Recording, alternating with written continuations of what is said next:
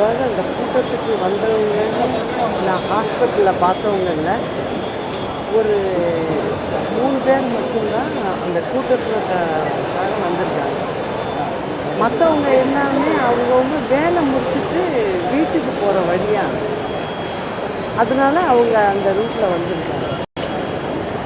சிலர் இந்த குழந்தைங்கள்லாம் வச்சுக்கிட்டு வந்தவங்க என்னென்னா, அந்த ரோட்லேயே சைடில் நிறைய சந்துகள் இருக்குது. அதில் பார்த்தீங்கன்னா 50லேருந்து 100 வீடுகள் இருக்குது, சின்ன சின்ன வீடுகள் இருக்குது.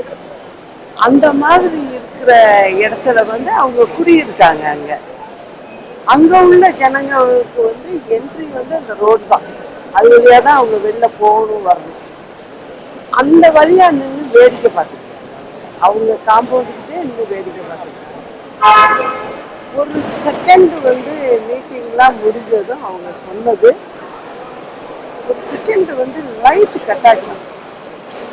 அந்த லைட்டு கட்டாயி ஆன் பண்ணுறதுக்குள்ள திடீர்னு எல்லாரும் ஒருத்தங்க மேலே ஒருத்தங்க ஏறி மேலேருந்து இந்த கொட்டகையெல்லாம் சரிஞ்சு நிறைய கல்லெல்லாம் விழுந்ததுன்னு சொல்கிறாங்க. கொஞ்ச நேரம் லைட் ஆஃப் ஆச்சு. ஆஃப் ஆகி ஆன் பண்ணுறதுக்குள்ள ஒரு கல் மூடி திறக்கிறதுக்குள்ள என்னென்னமோ நடந்துருச்சு அப்படின்னு சொல்கிறாங்க. இது ஒரு விதத்துல பார்த்தாக்க இது நடந்திருக்கதே அவங்க சொல்றதுலேருந்து பார்க்கும்போது அது விசாரிச்சாதான் நிறைய விஷயங்கள் வரும்.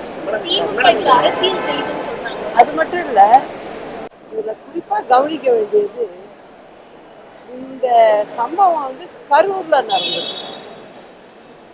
அதனால கொஞ்சம் 1.5